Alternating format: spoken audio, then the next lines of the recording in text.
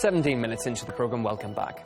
Germany says it has evidence proving it was anti-government forces in East Ukraine that was responsible for shooting down the Malaysian airliner in July, killing almost 300 people. RT's Roman Kosrev reports.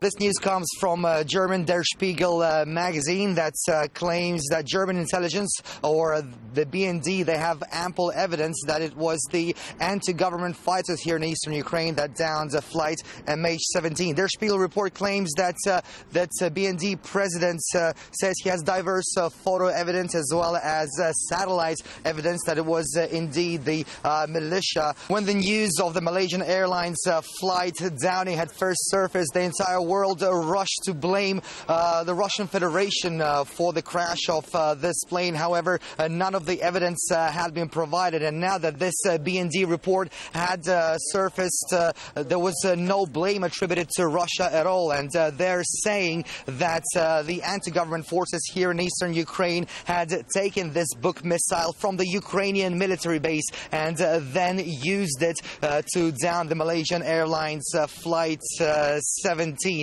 However, the German intelligence have failed to provide any of that evidence that they claim that they have. It's also quite unclear how the BND could have procured that particular evidence, considering that there was limited access to the site of the crash due to the heavy fighting going on here. Earlier we spoke to political analysts for their opinion on the evidence Germany claims to have.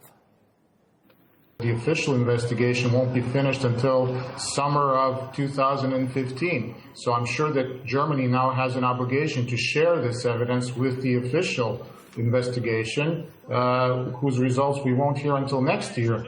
And this is like during trial. If you release just bits and pieces of evidence before, while the trial is still ongoing, you're trying to influence the outcome of the trial.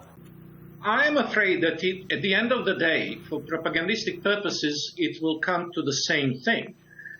Maybe Russia was not directly involved, but by virtue of supporting the rebels in the east, Russia bears the ultimate responsibility, or something along those lines. Obviously, the propaganda of the first couple of days after the incident, Putin killed my son, could not be taken seriously. I simply think that this is a little bit more sophisticated way, ultimately still of pointing the finger at Russia and at the self-defense forces in the East.